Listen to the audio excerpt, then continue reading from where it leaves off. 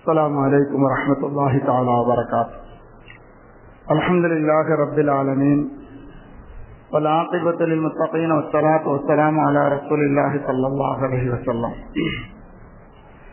أما بعد فقد قال الله تعالى في القرآن الكريم الفرقان المجيد: بعد أعوذ بالله من الشيطان الرجيم بسم الله الرحمن الرحيم ولله على الناس حج البيت من استطاع إليه سبيلا ومن كفر فإن الله غني عن العالمين صدق الله العلي العظيم. وقال نبينا رسول الله صلى الله عليه وسلم: فالحج المبرور ليس له جزاء إلا الجنة أو كما قال عليه الصلاة والسلام. وصدق رسول النبي الكريم ونحن على ذلك من الشاهدين والشاكرين والحمد لله رب العالمين. அளவற்ற அருளாளனும் நிகரற்ற எல்லாம் வல்ல அன்புடையவனுமாகிய அல்லாஹ்விற்கு எல்லா புகழும். அவனது அன்பும் அருளும் நம் இருலோகத்தூதர் கண்மணி நாயகம் ஸல்லல்லாஹு அலைஹி வஸல்லம் அவர்கள் மீது உண்டாகுக. அவருடைய உம்மத்தார்களாகிய நம் மீதும் அல்லாஹ்வுடைய அன்பும் அருளும் நிரந்தரமாக உண்டாவதாக. ஆமீன். கண்ணியத்திற்குரியவர்களே, புனிதமிக்க துல்ஹஜ் மாதத்தினுடைய முதலாம் நாளிலே நாம் எல்லாம் இருந்து கொண்டிருக்கின்றோம். அல்ஹம்துலில்லாஹ். ஜும்மா நாளோடு துல்ஹஜ் மாதத்தினுடைய புனிதமிக்க நாட்களான ஆரம்ப நிலையில அல்லாஹ் சுப்ஹானஹு வ தஆலா நம்ம எல்லாம் ஒன்று சேர்த்திருக்கிறார். இந்த துல்ஹஜ் மாதத்தினுடைய முதல் 10 நாட்களிலே அல்லாஹ்வுடைய தனிப்பெரும் அருள் இருக்கின்றது என்பதை குர்ஆனுடைய வசனத்தின் மூலமாக நாம் புரிந்து கொள்ள முடியும். அல்லாஹ் ஒரு இடத்துல வலயாலின் அஸர் வஸ்ஸஃபி வல்வதர் 10 நாட்களின் மீது சத்தியமாக என்பதாக அல்லாஹ் இந்த துல்ஹஜ் மாதத்தினுடைய முதல் 10 நாட்களை குறிப்பிட்டு அதன் மீது சத்தியமிட்டு சொல்லக்கூடிய வார்த்தையை நாம் அருள்மறைகளை பார்க்க முடியும். அல்லாஹ் சுப்ஹானஹு வ தஆலா ஒரு நாட்களையோ அல்லது ஒரு நேரங்களையோ அல்லது ஒரு இடங்களையோ எதையாவது ஒன்றை அல்லாஹ் குறிப்பிட்டு காண்பித்து விட்டான் என்று சொன்னால் அதிலே நிச்சயமாக ஏதாவது அல்லாஹ்வுடைய தனிப்பெரும் அருள் அதிலே பொதிந்திருக்கும் என்பதை நாம் புரிந்து கொள்ள முடியும். இந்த துல்ஹஜ் மாதத்தினுடைய முதலாவது இந்த 10 நாட்களில அல்லாஹ் சுப்ஹானஹு வ தஆலா தன்னுடைய அடியார்களுக்கென ஏவி இருக்கக்கூடிய 2 விஷயங்கள் வேறு எந்த நாட்களிலேயும் வேறு எந்த மாதத்திலேயும் வேறு எந்த நேரத்திலேயும் செய்ய முடியாது. 2 விஷயங்கள். ஒன்று ஹஜ் என்று சொல்லக்கூடிய ஹஜ்ஜினுடைய அமல்கள். அது இந்த துல்ஹஜ் மாதத்தினுடைய முதல்ல நாம் செய்ய முடியும், வேறு எந்த மாதத்திலும் செய்ய முடியாது. இரண்டாவதாக குர்பானி கொடுப்பது. இதுவும் நாம் வேறு எந்த நாட்களிலே கொடுத்தாலும் இந்த குர்பானி அல்லாமல் ஆகிவிடும். ஆக இந்த 2 விஷயம், ஒன்று ஹஜ் செய்வது, இரண்டாவது குர்பானி கொடுப்பது. இன்ஷா அல்லாஹ் வரக்கூடிய வாரத்திலே நாம் குர்பானியை பற்றி பார்ப்போம். இந்த தினத்தில ஹஜ்ஜினுடைய அமல்களை பற்றி, ஹஜ்ஜினுடைய சிறப்புகளை பற்றி இன்ஷா அல்லாஹ் இன்றைய தினத்தில நாம் மேலோட்டமாக ஆராய்ந்து பார்ப்போம். ஹஜ்ஜினுடைய மாதத்திலே அதுவும் இந்த முதலாவது 10 நாட்களை அல்லாஹ் சத்தியமிட்டு சிறப்பிற்குரியதாக ஆக்கியிருக்க காரணங்கள் நிறைய உண்டு. நாம் அடிக்கடி கேள்விப்பட்டிருப்போம், நபியனா மூசா அலைஹிஸ்ஸலாத்து வஸ்ஸலாம் அவர்கள் தூர்சினா மலைக்கு அல்லாஹ்வோட பேசுவதற்காக வேண்டி போவதற்கு முன்னால 30 நோன்பு நோட்கார்கள். பிறகு அல்லாஹ் 10 நோன்பு வைக்கும்படி சொன்னான். அந்த 10 நோன்புகள் என்பது இந்த துல்ஹஜ் மாதத்தினுடைய முதல் 10 நாட்கள் என்பது நாம் அதிகமாக பயானிலே கேள்விப்பட்டிருப்போம். அல்லாஹ் இந்த 10 நாட்களை சிறப்புப்படுத்துவதற்காக வேண்டிய துல்ஹஜ் மாதத்தினுடைய முதலாம் 10 நாட்கள் இறுதி தூதர் முகமது நபி ஸல்லல்லாஹு அலைஹி வஸல்லம் அவருடைய உம்மத்துமார்களுக்கு சிறப்பாக காண்பிப்பதற்காக வேண்டிய பல 100 வருடங்களுக்கு முன்னால் அல்லாஹ் நபியினா மூசா அலைஹிஸ்ஸலாத்து வஸ்ஸலாம் அவர்களை கொண்டு அவர்களை நோன்பு நோற்பதை கொண்டு அல்லாஹ் இந்த துல்ஹஜ் மாதத்தினுடைய முதல் 10 நாட்களை சிறப்பித்து விட்டார். அதே போலதான் வலையாலின் அஸ்ர் அருள்மறை குர்ஆனிலே இந்த 10 இரவுகளின் மீது சத்தியமாக என்பதாக இந்த 10 இரவுகளை குறிப்பிட்டு காண்பிக்கிறார். ரமலானுடைய மாதத்தை போல ரமலான் மாதத்துல எப்படி நம்ம 5 கடமைகளையும் நம்ம நிறைவேற்ற முடியும், அதே போல இந்த துல்ஹஜ் மாதத்தினுடைய இந்த 10 நாட்களிலேயும் நம்மால் என்ன செய்ய முடியும், அந்த 5 கடமையும் நிறைவேற்ற முடியும். முதலாவதாக கலிமா என்று சொல்லக்கூடிய அல்லாஹ்வை புகழ்ந்து ஈமானை வெளிப்படுத்தக்கூடிய திக்ர், லா இலாஹ இல்லல்லாஹ் என்று சொல்லக்கூடிய திக்ர். தக்பீராத்துகள் பிறை 9 முதற்கொண்டு 9 பிறை 9 துல்ஹஜ் மாதத்தினுடைய பிறை 9 13 அசர் வரை சுமார் 23 வக்துகள் நாம் ஒவ்வொரு தொழுகைக்கு பிறகும் தக்பீர் சொல்ல வேண்டும். அல்லாஹு அக்பர், அல்லாஹு அக்பர், லா இலாஹ இல்லல்லாஹ், அல்லாஹு அக்பர், அல்லாஹு அக்பர் வலில்லாஹில் ஹம்த். இது நாம் துல்ஹஜ் மாதத்தினுடைய 9 நாம் சொல்ல வேண்டும். முதலாவது கலிமா என்று சொல்லக்கூடிய இந்த திக்ராத்துகள் இந்த நாட்களிலே மொழியப்படுகிறது, முதலாவது கடமை. இரண்டாவதாக துல்ஹஜ் மாதத்தினுடைய 10 அன்று நாம் ஈதுல் அல்ஹா என்று சொல்லக்கூடிய பெருநாள் தொழுகையை நிறைவேற்றுகிறோம். என்பதாக அல்லாஹ் சொல்லுகிறான் அல்லவா. துல்ஹஜ் மாதத்தில் செய்யக்கூடிய அமல்களிலே முதலாவதாக தொழுங்கள், பிறகு குர்பானி கொடுங்கள் என்பதாக அல்லாஹ் சொல்லுகின்றானே, அந்த தொழுகையை நாம் நிறைவேற்றி விடுகிறோம்.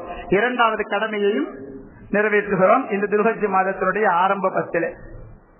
மூன்றாவதாக துல்ஹஜ் மாதத்தினுடைய 9 அன்று, அதாவது அரபா தினம் அன்று நோன்பு வைப்பது காலம் முழுவதும் நோன்பு வைத்தவரை போன்று என்பதாக நபிகள் நாயகம் ஸல்லல்லாஹு அலைஹி வஸல்லம் அவர்கள் சொல்லியிருக்கிறார்கள். சுன்னத்தான நோன்பு அரபா அன்று நோன்பு நோற்பது, துல்ஹஜ் மாதத்தினுடைய 9 அன்று நோன்பு நோற்பது சுன்னத்தான ஒரு அமல். அந்த நோன்பும் அரபா அன்று நாம் நிறைவேற்றி விட்டோம் என்று சொன்னால் மூன்றாவது கடமையும் நிறைவேறுகிறார். நான்காவதாக ஜகாத். ஜகாத்தினுடைய நன்மைகளை முழுவதுமாக பெற்று தரக்கூடியது ஒரு செயல். துல்ஹஜ் மாதத்தினுடைய 10 அன்று அல்லாஹ் வன்ஹர் என்பதாக சொல்லுகின்றான் அல்லவா, அறுத்து குர்பானி கொடுங்கள் என்பதாக அல்லாஹ் சொல்லுகின்றான் அல்லவா. அந்த குர்பானியின் மூலமாக ஜகாத்தினுடைய நன்மைகளை நாம் பெற்றுக் கொள்கிறோம். ஐந்தாவதாக ஹஜ் செய்வது. இந்த ஹஜ்ஜையும் நாம் ஹஜ்ஜினுடைய மாதத்திலே தான் செய்கிறோம். ஆக 5 கடமைகளும் பரிபூர்ணமாக நிறைவேற்றக்கூடிய ஒரு மாதமாக இருக்கின்ற காரணத்தினால் அல்லாஹ் இந்த மாதத்தை நமக்கு சிறப்பித்து காண்பிக்கின்றான். கண்ணியத்திற்குரியவர்களே, இத்தகைய இந்த நாட்களிலே செய்ய வேண்டிய கட்டாய கடமையான ஒன்று வலில்லாஹி அலன்னாசி ஹஜ்ஜுல் பைத்தி மனிஸ்ததா இலைஹி சபீலா. யாருக்கு பொருள் வசதியும் உடல் வசதியும் இருக்கின்றதோ அவர்கள் மீது கட்டாய கடமை, கண்டிப்பாக ஹஜ் செய்தே ஆக வேண்டும். அப்படி ஹஜ் செய்யவில்லை என்று சொன்னால், பொருள் வசதி இருக்குது, உடம்பு நல்லா இருக்குது, எனக்கு இன்னும் 40 வயசு ஆகல, இன்னும் நான் தள்ளாடக்கூடிய வயசு ஆகவில்லை, ஹஜ் செய்யக்கூடிய வயது என்பது தள்ளாடும் வயது என்பதாகவெல்லாம் நாம் தவறாக எண்ணிக்கொண்டிருக்கின்றோமே. அப்படி தவறாக எண்ணிக்கொண்டு பொருளும் உடல் வசதியும் இருந்தும் யாரும் இன்னும் ஹஜ் செய்யவில்லையோ அவர் ஹஜ்ஜை மறுத்தவரை போல. வமன் கஃபர, யார் அப்படி மறுத்து விட்டாரோ ஃபைன்னல்லாஹ கனிய்யுன் அனில் ஆலமீன். நீங்க ஹஜ் செஞ்சாதான் அல்லாஹ்க்கு ஏதாவது பணம் போய் சேரும், அல்லாஹ் பணக்காரனாகுவான் என்பதாக பொருள் அல்ல. உலகத்தார்களை விட உலகத்தாரிலே மிக சிறந்தவனாக மிக தேவையற்றவனாக இருக்கக்கூடியவன் அல்லாஹ். நீங்க ஹஜ் செய்யலன்னா உங்களுக்கு தான் கை செய்தோம், உங்களுக்கு தான் மறுமையிலே தண்டனை கொடுக்கப்படும். உடல் வசதியும் பொருள் வசதியும் கொடுத்து உங்களை ஹஜ் செய்யும்படி எல்லாவற்றையும் உங்களுக்கு நான் சரியாக இலகுவாக்கி தந்தும் கூட நீங்கள் ஹஜ் செய்யவில்லை என்று சொன்னால் அதனுடைய தண்டனை முழுமையாக நீங்கள் பெற்றுக்கொள்ள வேண்டும். அல்லாஹ் சுப்ஹானஹு வ தஆலா சொல்கிறான், உங்கள் மீது கட்டாய கடமை. முதலாவதாக ஹஜ் செஞ்சது யார்? முதலாவதாக ஹஜ் செய்வது யார்? நமக்கு தெரிஞ்சு ஆதம் அலைஹிஸ்ஸலாம் தான் ஹஜ் செஞ்சிருக்கணும் முதலாவதாக, இல்லையா? அல்லாஹ் சுப்ஹானஹு வ தஆலா உலகத்தை படைக்கின்ற பொழுது முதலாவதாக படைத்தது ஹரம் கஅபத்துல்லாவை தான். அந்த கஅபத்துல்லாவை முதல் ஹஜ்ஜாக நபினா ஆதிபிதா ஆதம் அலைஹிஸ்ஸலாத்து வஸ்ஸலாம் அவர்கள் ஹஜ் செய்து கொண்டிருக்கிறார்கள். ஹஜ் செய்கின்ற பொழுது முதலாவதாக காபாவை தவாப் செய்து கொண்டிருக்கிறார்கள். தவாப் செஞ்சு கொண்டிருக்கும் சுத்தி வந்துகிட்டு இருக்கிறாங்க. அப்ப ஜிப்ரீல் அலைஹிஸ்ஸலாம் வர்றாங்க. வந்து ஆதிபிதா ஆதம் அலைஹிஸ்ஸலாத்தை வந்து கேட்கிறாங்க, என்ன வந்திருக்கிறீங்க? அப்ப ஆதம் அலைஹிஸ்ஸலாம் சொல்றாங்க, நான் ஹஜ் செய்ய வந்திருக்கிறேன்.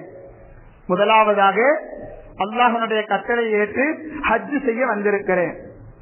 அப்போ ஜிப்ரீல் அலைஹிஸ்ஸலாம் அவர்கள் சொன்னார்கள், கத் ஹஜ்ஜத்துல் மலாயிகத்து கப்லக்.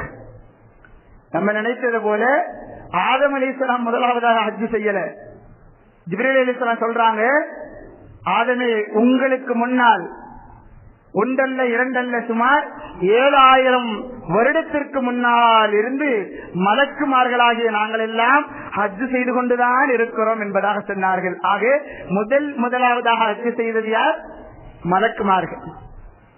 ஜிப்ரீல் அலைஹிஸ்ஸலாம் அவர்கள் நபினா ஆதம் அலைஹிஸ்ஸலாத்து வஸ்ஸலாம் அவர்களுக்கு காபத்துல்லாவை தவாப் செய்து கொண்டிருக்கின்ற அந்த நேரத்திலே சொல்லி காண்பிக்கிறார்கள். பிறகு அல்லாஹ் சுப்ஹானஹு வ தஆலா ஹஜ் என்பதை நபிகள் நாயகம் ரசூலுல்லாஹி ஸல்லல்லாஹு அலைஹி வஸல்லம் அவர்களுக்கு கடமையாக அல்லாஹ் ஆக்கிய பொழுது ஹிஜ்ரி 9 அல்லாஹ் கடமையாக்குகிறார்.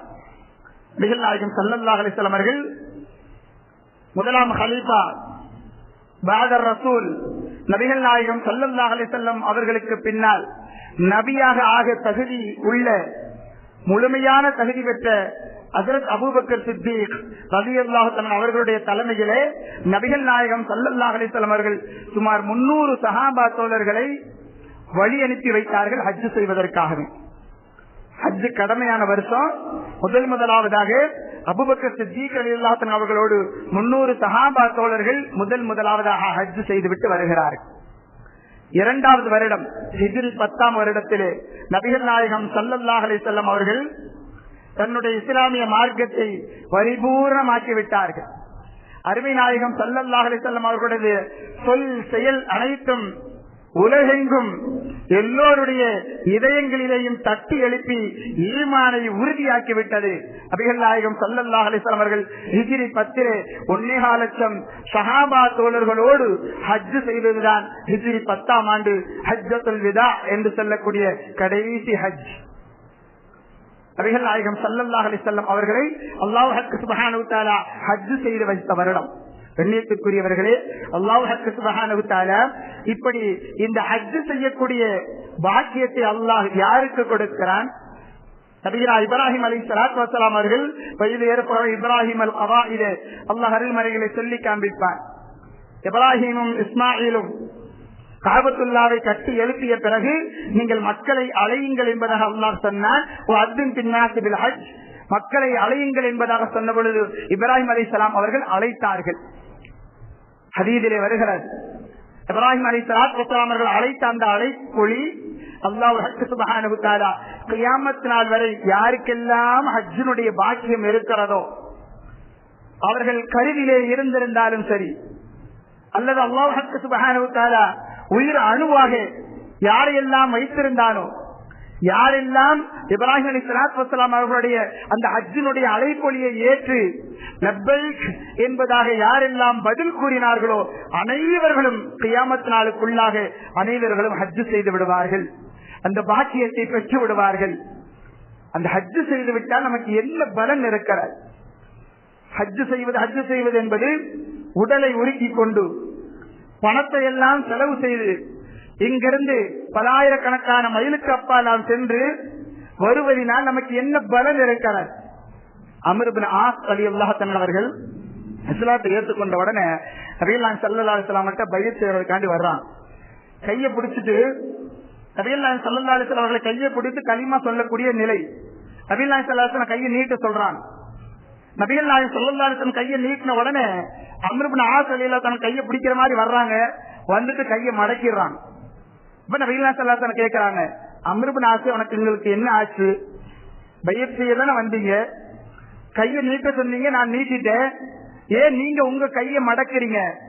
அம்ர் இப்னு ஆஸ் ரலியல்லாஹு தஆலா கேட்டாங்க, ஏன் நபியல்லாஹ் எனக்கு நீங்க ஒரு உறுதிமொழி விடுங்க, நான் இப்பொழுது இஸ்லாத்தை தழுவிவிட்டால் நான் நிறைய பாவம் செஞ்சுட்டேன், என்னுடைய பாவத்தினுடைய கூலி என்ன, அது என்ன, அந்த பாவத்தினுடைய நிலை என்ன, இதற்கு தண்டனை கிடைக்குமா, அல்லாஹ் இவ்வுலகத்திலே எனக்கு கொடுப்பானா அல்லது மறுமையிலே கொடுப்பானா, தண்டிப்பானா என்பதாக நான் முதலிலே தெரிந்து கொள்ள வேண்டும். சிரிச்சுக்கிட்டே சொன்னாங்க, அம்ர் இப்னு ஆஸ் உங்களுக்கு தெரியாதா, உங்களுக்கு தெரியாதா, ஈமான் கொண்டு விட்டால் உங்களது பாவங்கள் மன்னிக்கப்பட்டுவிடும். அதே போல முஜாஹித் ஆகிவிட்டால், அல்லாஹ்வுடைய பாதையிலே போரிட்டு நீங்கள் உயிரை நீத்து விட்டால் உங்களுடைய பாவங்கள் மன்னிக்கப்பட்டுவிடும். ஹிஜ்ரத் செய்து விட்டால் உங்களுடைய பாவங்கள் மன்னிக்கப்பட்டுவிடும். சொன்னாங்க, நீங்கள் ஹஜ் செஞ்சிட்டீங்கன்னா முழுவதுமாக உங்களுடைய பாவங்கள் எல்லாம் மன்னிக்கப்பட்டுவிடும், உங்களுக்கு தெரியாதா என்பதாக சொன்ன பிறகு நபிகள் நாயகம் ஸல்லல்லாஹு அலைஹி வஸல்லம் அவருடைய 2 கைகளையும் பிடித்து லா இலாஹ இல்லல்லாஹ் முஹம்மதுர் ரசூலுல்லாஹ் என்கின்ற தாரக மந்திரத்தை மொழிந்து இஸ்லாத்தை ஏற்றுக்கொண்டார்கள் அம்ர் இப்னு ஆஸ் ரலியல்லாஹு தஆலா அவர்கள். ஹஜ் செய்தால் நம்முடைய எல்லா பாவங்களும் மன்னிக்கப்பட்டுவிடும். ஸல்லல்லாஹு அலைஹி சொல்லுவாங்க, மன் ஹஜ்ஜ ஃபலம் யர்ஃபுஸ் வலம் யஃபுஸுக், யார் எந்தவித பாவமும் செய்யாமல் எந்த பாவமான காரியங்களிலேயும் ஈடுபடாமல் யார் அழகான முறையிலே ஹஜ் செய்து விடுகிறாரோ, ரஜஅ கயௌமி வலத்துஹு உம்முஹு, எப்படி அவருடைய தாயினுடைய வயிற்றிலிருந்து வெளியேறுகின்ற பொழுது எப்படி எந்தவித பாவமும் இல்லாமல் இருப்பாரோ அதுபோன்று ஆகிவிடுவார் என்பதாக நபிகள் நாயகம் ரசூலுல்லாஹி ஸல்லல்லாஹு அலைஹி வஸல்லம் அவர்கள் சொல்லி காண்பித்தார். ஹஜ் செஞ்சா நம்முடைய பாவங்கள் எல்லாம் மன்னிக்கப்பட்டவர், எந்த பாவமும் இருக்கார். அன்று பிறந்த பாலகனை போல, அன்று பிறந்த பாலகன் எப்படி எந்தவித தவறும் செய்யாமல் இருப்பானோ, ஆனால் நன்மைகளை அல்லாஹ் சுப்ஹானஹு வ தஆலா அளிக்காமல் வைத்திருப்பான், பாவங்களை மட்டுமே அனைத்தையும் அல்லாஹ் அளித்திருப்பான் என்பதாக நபிகள் நாயகம் ஸல்லல்லாஹு அலைஹி வஸல்லம் அவர்கள் நமக்கு சொல்லித் தருகிறார். அது மட்டுமல்ல, ஒரு ஹாஜி அல்லாஹ் மறுமையிலே நபிமார்களுக்கு மட்டும் கொடுப்பான், சுஹதாக்களுக்கு மட்டும் கொடுப்பான். அத்தகைய ஒரு பெரும் பாக்கியம் ஷஃபாஅத் செய்வது, சிபாரிசு செய்வது. அல்லாஹ்விற்கு முன்னால், யா அல்லாஹ் இவருக்காக வேண்டி நான் சிபாரிசு செய்கிறேன், இவரை மன்னித்து விடு, சொர்க்கத்திற்கு என்னோடு அனுப்பு என்பதாக அல்லாஹ்விடத்திலே முறையிடக்கூடிய பெரும் பாக்கியம் பெற்றவர்கள் இந்த ஹாஜிகள். சொல்லுவாங்க, ஒன்றல்ல இரண்டல்ல 400 நபர்களை, ஹாஜிகள் 400 நபர்களை மறுமையை அல்லாஹ்விடத்திலே போராடி சிபாரிசு செய்து சொர்க்கத்திற்கு இழுத்து செல்லக்கூடிய பாக்கியம் பெற்றவர்கள் என்பதாக நபிகள் நாயகம் ஸல்லல்லாஹு அலைஹி வஸல்லம் அவர்கள் சொல்லுவார்கள். செய்யக்கூடிய ஹஜ் எப்படி இருக்க வேண்டும்? அல் ஹஜ்ஜுல் மப்ரூரு லைஸ லஹு ஜஸாஉன் இல்லல் ஜன்னah. நபிகள் ஸல்லல்லாஹு அலைஹி வஸல்லம் சொன்னாங்க, ஒருவர் ஹஜ் செய்து விட்டார், அவருடைய ஹஜ் மப்ரூர் ஆகிவிட்டது, அல்லாஹ்விடத்திலே மக்பூல் ஆகிவிட்டது, கபூல் செய்யப்பட்ட ஏற்றுக்கொள்ளப்பட்ட ஹஜ்ஜாக ஆகிவிட்டது என்று சொன்னால் அவருக்கு சொர்க்கம்தான் கூலி. இந்த துன்யாவில் நாம் போராடக்கூடிய ஒவ்வொரு அமல்களும் சொர்க்கத்தை தேடித்தான் இருக்கிறது. அந்த சொர்க்கத்தை அல்லாஹ் ஹாஜிகள் அவர்களுடைய ஹஜ்ஜினுடைய அமல்கள் அல்லாஹ்விடத்திலே கபூல் செய்யப்பட்டு விட்டது என்று சொன்னால் அவர் சொர்க்கவான், அவருக்கு சொர்க்கம் தான் கூலி என்பதாக நபிகள் நாயகம் ரசூலுல்லாஹி ஸல்லல்லாஹு அலைஹி வஸல்லம் அவர்கள் சொல்லித் தருகிறார்கள். கண்ணியத்திற்குரியவர்களே, செய்யக்கூடிய அமல் எப்படி இருக்க வேண்டும்? இஹ்லாஸாக, மன தூய்மையோடு இருக்க வேண்டும், முகஸ்துதிக்காக வேண்டி இருக்கக்கூடாது. மற்றவர் தன்னை ஹாஜி, ஹாஜியானி, அல்ஹாஜ் என்றெல்லாம் நாம் நம்முடைய பெயருக்கு முன்னால் எழுத வேண்டும். மற்றவர் நம்மை பார்த்தால் ஹாஜி என்பதாக சொல்ல வேண்டும் என்பதற்காக வேண்டி அல்லாமல் அல்லாஹ்விற்காக வேண்டி இஹ்லாஸோடு மன தூய்மையோடு நாம் ஹஜ் செய்து விட்டோம் என்று சொன்னால் அந்த ஹஜ் தான் ஹஜ்ஜுல் மப்ரூர். அந்த ஹஜ் தான் அல்லாஹ்விடத்தில் ஏற்றுக்கொள்ளப்பட்ட ஹஜ். அந்த ஹஜ்ஜுக்கு தான் அல்லாஹ் சுப்ஹானஹு வ தஆலா ஒன்றல்ல இரண்டல்ல ரசூலுல்லாஹி ஸல்லல்லாஹு அலைஹி வஸல்லம் சொல்கிறார்கள். ஒரு மனிதன் ஹஜ் செய்ய காபத்துல்லாஹ்விற்கு வாகனத்தில் செல்கின்றான் என்று சொன்னால் அந்த மனிதனுக்கு அல்லாஹ் சுப்ஹானஹு வ தஆலா 70 நன்மைகளை அல்லாஹ் அந்த மனிதருக்கு ஒவ்வொரு அடிக்கும் 70 நன்மைகளை அல்லாஹ் கொடுக்கிறான் என்பதாக சொன்னார். நடந்து சென்றால் 700 ஹரமி நன்மைகள் என்பதாக சொன்னார். வெறும் நன்மை என்பது வேறு, ஹரமின் நன்மை அதாவது காபத்துல்லாவின் நன்மை என்பதாக சொன்னார்கள். இவர்கள் செல்வதை ஹாஜிகள் ஹஜ் செய்வதற்காக வேண்டி காபத்துல்லாவை நாடி செல்கிறார்களே, இவர்களுக்கு காபத்துல்லாவினுடைய நன்மை 700 கிடைக்கும் என்பதாக சொன்னார்கள். உடனே சஹாபாக்கள் கேட்கிறாங்க, அது என்ன காபத்துல்லாவினுடைய நன்மை? வெறும் நன்மை என்று சொன்னால் ஒன்று என்பதாக தெரியும், காபத்துல்லாவுடைய நன்மை 700 கிடைக்கும் என்று சொன்னால் என்ன? விளக்கம் கேட்ட பொழுது நபிகள் நாயகம் ஸல்லல்லாஹு அலைஹி வஸல்லம் அவர்கள் சொன்னார்கள், காபத்துல்லாவுடைய நன்மை என்று சொன்னால் காபத்துல்லாவின் ஒரு நன்மை 1,00,000 நன்மைக்கு சமம். அப்ப 700 நன்மைகள் இந்த மனிதனுக்கு ஹரமினுடைய நன்மைகள் கிடைக்கின்றது என்று சொன்னால், நடந்து ஹஜ் செய்வதற்காக வேண்டி காபத்துல்லாவிற்கு ஒரு மனிதன் செல்கின்றான் என்று சொன்னால் ஒவ்வொரு அடிக்கும் அல்லாஹ் 700 ஹரமின் நன்மைகளை அல்லாஹ் கொடுக்கின்றான் என்று சொன்னால் 7 கோடி நன்மைகள் கிடைக்கிறது ஒரு அடிக்கு மட்டும். சுப்ஹானல்லாஹ். இத்தனை நன்மைகளை வைத்துக் கொண்டோம் என்று சொன்னால் மறுமையிலே கண்ணியத்திற்குரியவர்களை நபிகள் நாயகம் ஸல்லல்லாஹு அலைஹி வஸல்லம் சொன்னதை போல ஹாஜிகளுக்கு அல்லாஹ் ஹஜ் செய்வதற்காக வேண்டி ஒருவர் புறப்பட்டு விட்டார், புறப்படக்கூடிய அந்த வழியிலே அவர் மரணித்து விட்டார் என்று சொன்னால் அல்லாஹ் அவருக்கு எந்தவித கேள்வி கணக்கும் இல்லாமல் ஒரு ஜன்னா சொர்க்கத்தில் அப்படியே நுழைஞ்சிருங்கன்னு சொல்லிடுவான் அல்லாஹ். அதற்கு எந்த கேள்வி கணக்கும் இல்லையா.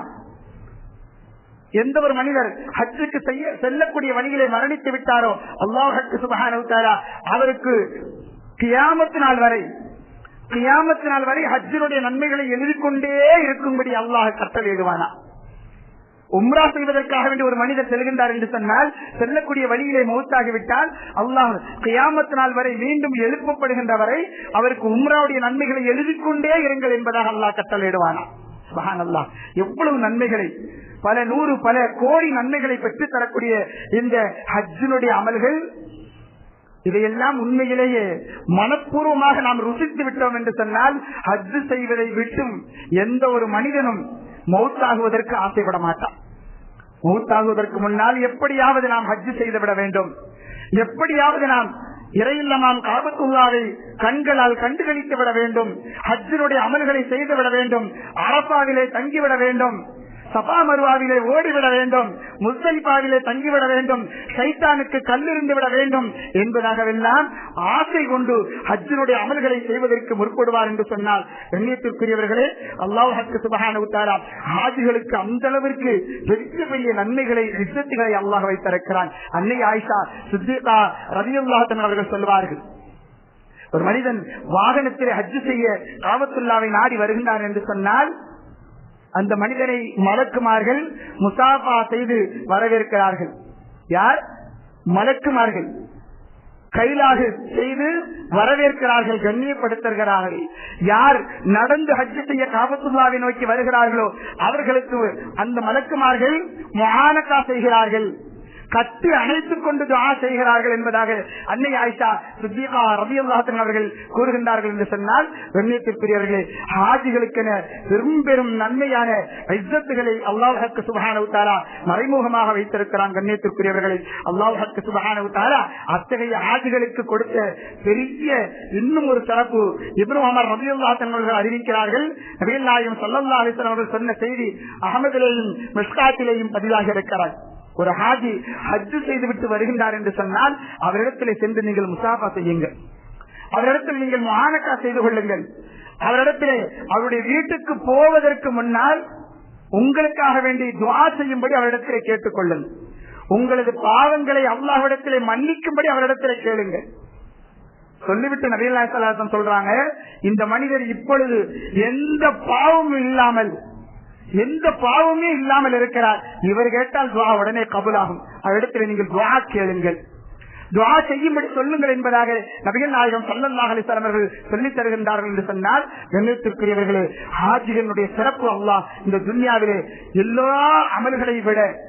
ஹாஜிகளுடைய அமல்கள் என்பது மிக உயர்ந்தது என்பதை அல்லாஹ் சுப்ஹானஹு வ தஆலா நமக்கு அழகான முறையிலே சொல்லித் தருகிறார். அருமை நாயகம் சொல்வார்கள், ஹஜ் செய்ய போனா நிறைய பணம் செலவாகும், கஷ்டப்பட்டு சேர்த்த பொருள் எல்லாம் வீணாகிவிடும். ஹஜ் செய்வதற்கு எத்தனையோ லட்சம் தேவைப்படுது, அது போச்சுன்னா நம்ம எப்படி சம்பாதிப்பது? இருக்கிறத நம்ம செலவழிச்சிட்டோம்னா நம்ம ஏழை ஆயிரோமே, மிஸ்கீன் ஆயிரோமே, மற்றவரிடத்திலே தேவையாகக்கூடிய அளவுக்கு ஆகிவிடுவோமோ? நபிகள் நாயகம் சொன்னாங்க, ஹாஜி ஒரு காலமும் ஏழையாகவே மாட்டார். அருமை நாயகம் ஸல்லல்லாஹு அலைஹி வஸல்லம் அவருடைய சொல் ஒரு காலமும் பொய்யாக. ஹாஜி ஒரு காலமும் ஏழையாக மாட்டார். அல்லாஹ் சுப்ஹானஹு வ தஆலா அவரை கண்ணியப்படுத்திக் கொண்டே இருப்பான் என்பதாக நபிகள் நாயகம் ஸல்லல்லாஹு அலைஹி வஸல்லம் அவர்கள் சொல்லித் தருகிறார்கள். கண்ணியத்துக்குரியவர்களே, அது மட்டுமல்ல, ஒரு மனிதர் ஹஜ் செய்து விட்டார் என்று சொன்னால் அல்லாஹ் சுப்ஹானஹு வ தஆலா அந்த மனிதருக்கு ஏழ்மையை போக்கி விடுவார். ஏழ்மையே இருக்காது, மரணிக்கின்ற வரை ஏழ்மையே இருக்காது. அது மட்டுமல்ல, அவருடைய மௌத்தை கேவலமான மௌத்தில் இருந்து அல்லாஹ் பாதுகாத்து விடுவான். கண்ணியத்துக்குரியவர்கள், கேவலமான மௌத்தில் இருந்து அல்லாஹ் கண்ணியமான மௌத்தாக அல்லாஹ் சுப்ஹானஹு வ தஆலா நம்மை ஆக்கி விடுவான் என்பதாக அருமை நாயகம் ஸல்லல்லாஹு அலைஹி வஸல்லம் அவர்கள் நமக்கு சொல்லித் தருகிறார்கள். கண்ணியத்திற்குரியவர்களே, அத்தகைய ஹஜ்ஜை தான் இந்த துனியாவிலே மிக பெரும் அமலாக, பன்மடங்கு நன்மை தரக்கூடிய அமலாக அல்லாஹ் சுப்ஹானஹு வ தஆலா ஆக்கியிருக்கிறான். பணத்தை கொண்டு பயந்தவர்களாக இவ்வளவு தூரம் நீண்ட தூரம் சென்றால் மரணித்து விடுவோமோ என்கின்ற பயத்திலே நம்முடைய பொண்டாட்டி பிள்ளையெல்லாம் விட்டுட்டு போறமே, நம்முடைய சொத்து சுவலையெல்லாம் விட்டுட்டு போறமே, திரும்ப நம்ம வருவோமா மாட்டோமா என்பதாக பயத்திலே ஒரு மனிதன் இந்த துனியாவுடைய உலக ஆசைக்காக வேண்டி ஹஜ் செய்யாமல் ஒருவன் இருக்கிறானா? நபிகள் நாயகம் ஸல்லல்லாஹு அலைஹி வஸல்லம் அவர்கள் எச்சரித்தார்கள், வலம் யஹஜ் ஃபலம் ஃபல்யமுத் இன் ஷாஅ யஹூதியன் வ இன் ஷாஅ நஸ்ரானியன். நஊது பில்லாஹ். எந்த ஒரு மனிதன் ஹஜ் செய்வதற்கு உடல் வசதி இருக்கிறது, பண வசதி இருக்கிறது, இன்னும் கொஞ்சம் பணம் சேர்த்துக்கிற, இல்ல இன்னும் எனக்கு வயசாகட்டும், இப்பதான் 30 வயசு 35 வயசு ஆகுது, ஒரு 60 வயசுக்கு மேல ஆகட்டும், அப்ப நான் ஹஜ் செஞ்சுக்கிறேன் என்பதாகவெல்லாம் யார் ஹஜ் செய்யக்கூடிய எல்லா பாக்கியத்தையும் அல்லாஹ் கொடுத்திருந்தும் ஹஜ் செய்யவில்லையோ, நஊது பில்லாஹ், அவர் யஹூதியாக மரணிக்கட்டும், அவர் நஸ்ரானியாக மரணிக்கட்டும் என்பதாக நபிகள் நாயகம் ஸல்லல்லாஹு அலைஹி வஸல்லம் அவர்கள் எச்சரித்து கூறுகிறார்கள். கண்ணியத்திற்குரியவர்களே, அல்லாஹ் சுப்ஹானஹு வ தஆலா பாதுகாத்தரல வேண்டும். எந்த ஒரு மனிதனுக்கு அல்லாஹ் அனைத்து ஆரோக்கியமும் அனைத்து பொருள் வசதியும் கொடுத்தும் எந்த ஒரு மனிதன் இன்னும் ஹஜ் செய்யாமல் இருக்கின்றானோ, அல்லாஹ் சுப்ஹானஹு வ தஆலா மறுமையிலேயும் அவரை கேவலப்படுத்துவான். இப்னு உமர் ரலியல்லாஹு அன்ஹு அறிவிக்கிறார்கள், ஒரு மனிதன் எல்லா வசதி இருந்தும் ஹஜ் செய்யல, மௌத்தாயிட்டான். எல்லா வசதியும் இருந்துச்சு, அல்லாஹ் எல்லாத்தையும் ஏற்பாட்டு கொடுத்தான், ஆனால் ஹஜ் செய்யல என்று சொன்னால் கியாமத் நாளையிலே அவன் எழுப்பப்படுகின்ற பொழுது அவனது நெற்றியிலே காபிர், இறை மறுப்பாளன் என்பதாக எழுதப்பட்டிருக்கும் என்பதாக குறிப்பில் வருகின்றது. கண்ணியத்திற்குரியவர்களே, நஊது பில்லாஹ், அல்லாஹ் பாதுகாக்க வேண்டும். இப்னு உமர் ரலியல்லாஹு அன்ஹு அவர்கள் அறிவிக்கக்கூடிய இந்த செய்தி துர்ருல் மன்தூர் என்று சொல்லக்கூடிய கிதாபிலே வருகிறது. இந்த செய்தி அவர்கள் சொல்லிவிட்டு, வலில்லாஹி அலன்னாசி ஹிஜ்ஜுல் பைத்தி மன் இஸ்ததா இலைஹி சபீலா, யார் சக்தி பெற்று விட்டார்களோ அவர்கள் மீது கட்டாய கடமை ஹஜ் செய்வது என்பதாக இப்னு உமர் ரலியல்லாஹு அன்ஹு அவர்கள் சொல்லக்கூடிய செய்தியை நாம் ஹதீஸிலே பார்க்கிறோம். கண்ணியத்திற்குரியவர்களே, அல்லாஹ் சுப்ஹானஹு வ தஆலா ஒரு மனிதனுக்கு ஹஜ்ஜினுடைய எல்லா பாக்கியத்தையும் கொடுத்து விட்டான் என்று சொன்னால் ஹலாலான பொருளை கொண்டு, ஹலாலான உணவை உண்டு எந்த ஒரு மனிதன் அழகான முறையில் ஹஜ் செய்வதற்காக வேண்டிய ஆயத்தமாகி லப்பைக் அல்லாஹும்ம லப்பைக் என்பதாக எந்த ஒரு மனிதன் தக்பீர் சொல்லிக் கொண்டு அல்லாஹை முன்னோக்கி செல்கிறானோ, அல்லாஹ் சுப்ஹானஹு வ தஆலா அந்த மனிதரிடத்திலே உடனே ஒரு மலக்கை ஏற்படுத்துகிறான். அந்த மலக்கு சொல்கிறான், லப்பைக் அல்லாஹும்ம லப்பைக், இதோ நானும் உங்களோடு வருகிறேன், உங்களை பாதுகாத்துக் கொண்டிருக்கிறேன், உங்களுடைய உணவு ஹலாலாக இருக்கிறது, உங்களுடைய பொருட்கள் ஹலாலாக இருக்கிறது, உங்களுடைய ஹஜ்ஜை அல்லாஹ் ஹஜ்ஜுல் மப்ரூராக ஆக்கட்டும் என்பதாக மலக்குமார்கள் துஆ செய்வதற்காக வேண்டி அல்லாஹ் நம்மோடு ஒரு மலக்கை அல்லாஹ் இறக்குகிறான் என்கின்ற செய்தியை நாம் ஹதீஸிலே பார்க்க முடியும். கண்ணியத்திற்குரியவர்கள், எந்த ஒரு மனிதன் ஹராமான அடுத்தவருடைய பொருளை அபகரித்துக் கொண்டு திருட்டிலோ அல்லது ஏதாவது ஒரு வகையிலே மற்றவர்களை ஏமாற்றியோ சேர்த்த பணத்திலே பெருமைக்காக வேண்டிய எந்த ஒரு மனிதன் ஹஜ் செய்ய சென்றால் லப்பைக் அல்லாஹும்ம லப்பைக் என்பதாக அவன் சொல்கின்ற பொழுது அல்லாஹ் அவர் மீது அதே போன்ற ஒரு மலக்கை சாட்டுகிறான். அந்த மலக்கு சொல்கிறார், மா லப்பைக் மா தஅதைக், உங்களுக்கு உங்களிடத்திலே நான் ஆளிராகவில்லை. அல்லாஹ்விடத்தில் இவர் சொல்வதை போல மலக்கு சொல்கிறார். உங்களுடைய ஹஜ் மப்ரூராக ஆகாது என்பதாக மலக்கு சொல்லிக் கொண்டே நம்மோடு இருக்கிறார். காரணம், நாம் உண்டு இருக்கக்கூடிய உணவு ஹராமாக இருக்கிறார். நாம் வைத்திருக்கக்கூடிய பொருட்கள், வாகன செலவுடைய பொருட்கள் ஹராமான பொருளாக இருக்கிறது. அந்த ஹஜ்ஜில் மப்ரூராக ஆகாது என்பதை மலக்கு நம்மோடு இருந்து கொண்டு துஆ செய்து கொண்டே இருப்பார் என்பதாக ஹதீஸிலே நாம் பார்க்க முடியும். கண்ணியத்திற்குரியவர்களே, அல்லாஹ் சுப்ஹானஹு வ தஆலா எந்த ஒரு மனிதன் இது போல கேவலமான முறையிலே சம்பாதித்த பணத்தை கொண்டு ஹஜ் செய்ய சென்றால் நஊது பில்லாஹ் இர்மி பிஹி அலா வஜ்ஹிக, அல்லாஹ் சுப்ஹானஹு வ தஆலா அந்த ஹஜ்ஜினுடைய அமல்களை எல்லாம் சுருட்டி முகத்திலே எறிந்து விடுவான். எந்த பிரயோஜனமும் இருக்காது. அப்படின்னா மூசா அலைஹிஸ்ஸலாம் ஹஜ் செஞ்சுட்டு இருக்கிறாங்க. ஹஜ் செய்யும் பொழுது இதே போல தவாப் செஞ்சுட்டு இருக்கிறாங்க. தவாப் செஞ்சு முடிச்சுட்டு சை செய்வதற்காக வேண்டி செல்கிறார்கள். சஃபா மர்வாக்கு மத்தியிலே ஓடிக்கொண்டிருக்கிறார்கள். அங்கேயும் லப்பைக் அல்லாஹும்ம லப்பைக் என்கின்ற வார்த்தையை சொல்லிக்கொண்டே மொழிந்து கொண்டே சென்று கொண்டிருக்கிறார்கள். அல்லாஹ் சுப்ஹானஹு வ தஆலா நபியினா மூசா அலைஹிஸ்ஸலாத்து வஸ்ஸலாம் அவர்களோடு அந்த இடத்திலேயும் உரையாடுகிறார். லப்பைக், அல்லாஹ் அவர்களை பார்த்து சொல்கிறார், அகூலு லப்பைக், நானும் லப்பைக் என்பதாக சொல்கிறேன் மூசாவே, நான் உங்களோடு இருக்கிறேன் என்பதாக அல்லாஹ் சுப்ஹானஹு வ தஆலா அஸரீரியின் மூலமாக நபியினா மூசா அலைஹிஸ்ஸலாத்து வஸ்ஸலாம் அவர்களோடு சஅய் செய்கின்ற பொழுது, சஃபா மர்வாவுக்கு மத்தியிலே தொங்கோட்டம் ஓடுகின்ற பொழுது சொன்ன உடனே மூசா அலைஹிஸ்ஸலாத்து வஸ்ஸலாம் அவர்கள் அதே இடத்திலே சஜ்தா செய்து விட்டார்கள் என்ற செய்தியை நாம் ஹதீஸிலே பார்க்க முடியும். கண்ணியத்திற்குரியவர்களே, அதுதான் ஹஜ்ஜுல் மப்ரூர், அதுதான் அல்லாஹ்விடத்திலே ஏற்றுக்கொள்ளப்பட்ட ஹஜ். இப்படி ஹலாலான வகையிலே ஹலாலான முறையிலே நாம் ஹஜ் செய்கின்ற பொழுது நிச்சயமாக அதற்குரிய கூலி அல்லாஹ் இம்மையிலேயும் மறுமையிலேயும் நமக்கு முழுமையாக வழங்குகின்றான். கண்ணியத்திற்குரியவர்களே, அல்லாஹ் சுப்ஹானஹு வ தஆலா இப்படி இந்த துன்யாவிலே இருக்கக்கூடிய அமல்களிலே மிகச்சிறந்த அமலாக அல்லாஹ் இந்த ஹஜ் என்று சொல்லக்கூடிய அமலை அல்லாஹ் நமக்கு தந்திருக்கிறான். அதுவும் இந்த புனிதமிக்க துல்ஹஜ் மாதத்தை செய்யும்படி அல்லாஹ் கட்டளையிட்டிருக்கின்றான். யாரெல்லாம் இத்தகைய பாக்கியத்தை பெற்றுவிட்டீர்களோ கண்ணியத்திற்குரியவர்களை ஹஜ் செய்துவிடுங்கள். நாளைய தினத்திலே, ஏன் இன்றைய தினத்திலேயும் கூட நம்முடைய ரூஹ் கைப்பற்றப்பட்டு விடலாம். உறங்கினால் மீண்டும் எழுந்திருப்போமா என்பது நமக்கு சாத்தியமில்லை, நமக்கு தெரியாது. அல்லாஹ் சுப்ஹானஹு வ தஆலா பொருள் வசதியை கொடுத்திருக்கிறான், உடல் வசதியை தகுதியை கொடுத்திருக்கிறான். ஹஜ் செய்ய உடனே நீங்கள் நியத்து செய்து கொண்டுங்கள். அல்லாஹ் சுப்ஹானஹு வ தஆலா நிச்சயமாக அதற்குரிய எல்லா வழியையும் நமக்கு இலகுவாக்கி தந்து விடுவான். அதே போல நம்முடைய ஹஜ்ஜினுடைய அமல்கள் அல்லாஹ்விடத்திலே சேர்ப்பிக்கின்ற பொழுது எல்லா வகையிலேயும் நியாயமான முறையிலே ஹலாலான முறையிலே அல்லாஹ்விடத்திலே நாம் சேர்ப்பிக்க முற்பட வேண்டும். கண்ணியத்திற்குரியவர்களே, சொன்னாங்க, ஒரு நேரம் ஒரு காலம் வரும், 4க்காக வேண்டி ஹஜ் செய்வாங்க. 4க்காக வேண்டி ஹஜ் செய்வாங்க. பணக்காரங்க ஹஜ் செய்வாங்க. எதுக்கு தெரியுமா? உல்லாச பயணம் செல்வதற்காக வேண்டி ஹஜ் செய்வாங்க. அந்த ஹஜ் அல்லாஹ்விடத்தில் ஏற்றுக்கொள்ளப்படாது. அது ஹஜ்ஜுல் மப்ரூர் அல்ல. இரண்டாவது நபிகள் சொன்னாங்க, நடுத்தர மக்கள் ஹஜ் செய்ய போவாங்க. என்ன காரணம்னா வியாபாரம் செய்வதற்காக வேண்டிய போவாங்க. அவர்களுடைய ஹஜ்ஜுல் மப்ரூர் அல்ல, ஏற்றுக்கொள்ளப்பட்ட ஹஜ் அல்ல. அதே போல அறிஞர்கள் எல்லாவற்றையும் அறிந்து வைத்திருக்கக்கூடிய அறிஞர்கள் செல்வார்கள், பேர் புகழுக்காக வேண்டி செல்வார்கள். அவர்களுடைய ஹஜ்ஜுல் மப்ரூர் அல்ல. ஏழைகளும் ஹஜ் செய்ய செல்வார்கள். சொல்றாங்க, ஒரு காலம் வரும், அந்த காலத்துல 4வதா ஏழைகளும் செல்வார்கள். எதற்காக வேண்டி தெரியுமா?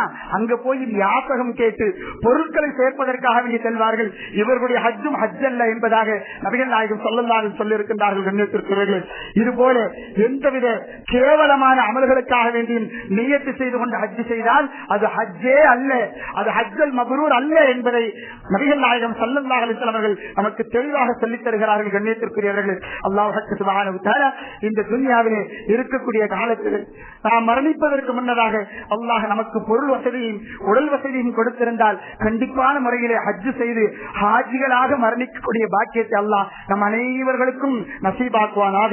வாஹிர் தஅவானா அல்ஹம்துலில்லாஹி ரப்பில் ஆலமீன். வஸ்ஸலாமு அலைக்கும் வரஹ்மத்துல்லாஹி தஆலா வ பரகாத்துஹு.